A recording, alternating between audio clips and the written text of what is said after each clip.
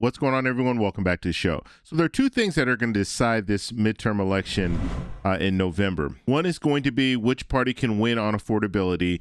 The other is going to be momentum and energy. What party is going to be able to get their voters out to vote? So we're going to take a look and a listen to Harry Enten. He's going to be talking about the momentum that Democrats have right now when it comes to the primaries. So we're going to take a look at Harry Enten. He's going to be talking about the momentum that Democrats have, the momentum, the energy that they have to get out and vote. And that's going to be key if Democrats plan to take back the House and the Senate. So that's what we're going to focus on in this video. But first off, if you guys can do me a favor, please like the video. If you're watching this video and you want to see more content like this, please consider subscribing to the channel.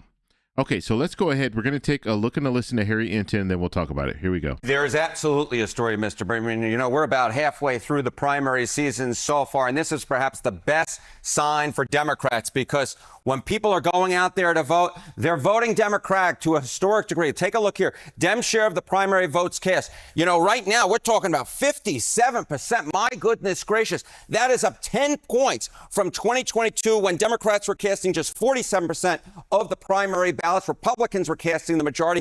And this 57% is actually higher than what Democrats were casting back in 2018 when, of course, they went back to take back the House of Representatives when it's 54%. This is a And remember, when they took back the House in 2018, they won 40 seats. And then there was a special election after that, and they won another seat. So 41 seats in total that Democrats won that year.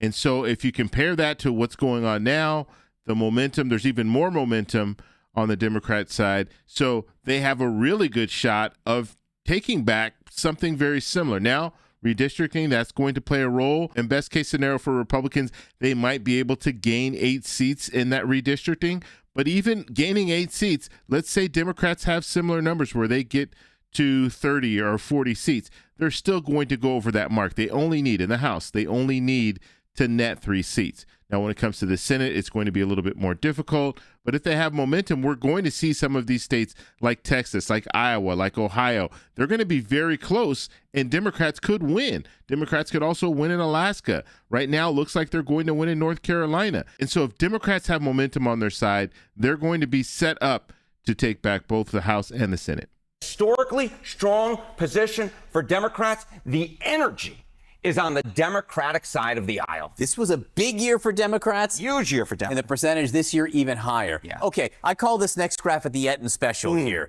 What happens when one party is turning up in bigger numbers than the other in the midterms? You know, there are two Enten specials. One is Popeyes followed by Carvel. The other is this slide. And take a look here. Okay, national primary turnout edge by party. Then went on to win the U.S. House in the midterm. Look at this. Every single cycle since 2006, Dems had the primary edge. They took back the House. 2010, GOP had the primary edge. They took back the House. 2014, GOP had the primary edge. They held on to the House. 2018, Dems had the primary edge in terms of votes cast. They went back to take back the House. And in 2022, the GOP had the edge in primary votes cast, and they went back to take back the House. When your side comes out and votes more in the primary, it forecasts very good fortunes come the fall in midterm elections. When more of you turn out, you take back the House or hold on to the House. All right, and we're seeing some sort of signs of the impact this is already having in some of the key states we're looking at. You know, if Democrats want to take back the United States Senate, they're going to have to win in states that Donald Trump won in 2024. But they may get a key boost in turnout. So in the 6 key GOP-held Senate seats, we spoke about them last week, Alaska, Iowa, Maine, North Carolina, Ohio, and Texas, Trump's 2024 margin, on average in those states, he won it by 8. But according to the Times, in terms of likely general election voters, his edge is actually only going to be half that, 4 points. So this energy, this turnout energy that we're seeing in the primary will likely, at least is forecasted to, in fact, hold towards the fall and make those red states a little bit more pink than red. They're starting, Democrats are, from further along in the race than they were before in terms of turnout there. All right, Harry, in terms of the House of Representatives, what are the prediction markets saying at this point? Yeah, so Democrats took a little bit of a hit after those SCOTUS decisions right back in May. Their low point was 73% on May 17th. But look at where we are now. Democrats' chances have, in fact, have risen significantly, up much closer, if not past 80% at this point. So what we're seeing is that enthusiasm that the Democrats have look like it's going to hold towards the fall as well. Harry Enten, thank you very much. And so that was a pretty interesting take there, talking about the momentum and the energy that we're seeing. Now, we've seen this. Now, if we look, let me go to the Senate map. We're going to take a look. Now, when it comes to the energy, this is nothing new. We saw this in the special elections in 2025 and the special elections in 2026. We saw that Democrats were getting out and voting. We even saw in the Texas primary that you had Democrats getting out and voting, or at least voting for Democrats. So you had Tallarico and Crockett running in that primary. And so the energy is there. And generally the reason why there's energy, we see energy on the Democratic side right now, is because Republicans control the House, Republicans control the Senate, and Republicans control the presidency. And because of that, Democrats want to gain back some of that control. And that's the reason why when we were looking at the information that Harry Enten was showing us going from, midterm to midterm, usually if the Democrats are in power, then the Republicans in that midterm election, they have a good shot of flipping at least the House. And the same goes for the Democrats if the Republicans are in power. Generally, that midterm election is a referendum on the president or the referendum on the current party that's in power.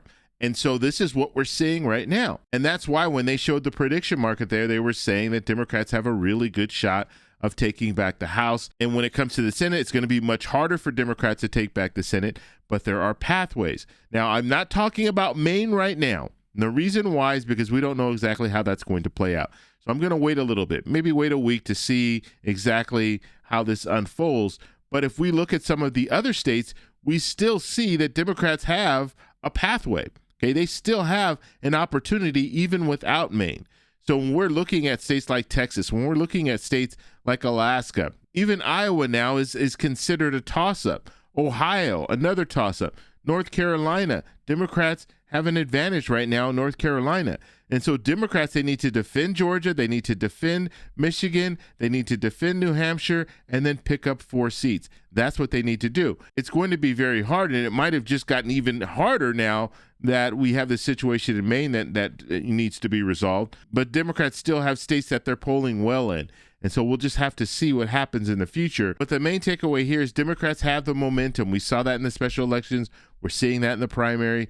Democrats just need to hold that. They need to be able, in November, they need to be able to get out and vote if they plan to take back the House and the Senate. So I want to know what you guys think. What do you think about the momentum? Do you think this is a good sign? Let me know in the comments below. If you like this video, please give me a thumbs up. Please subscribe for more. And remember, stay informed, stay engaged, and I'll talk to you in the next one. Bye. So that's all we have for this video. Make sure if you guys want to send me an email, you can do that, david@thetecshow.com. Like the video, subscribe for more, and check out these videos over here for some more great content. Talk to you later. Bye.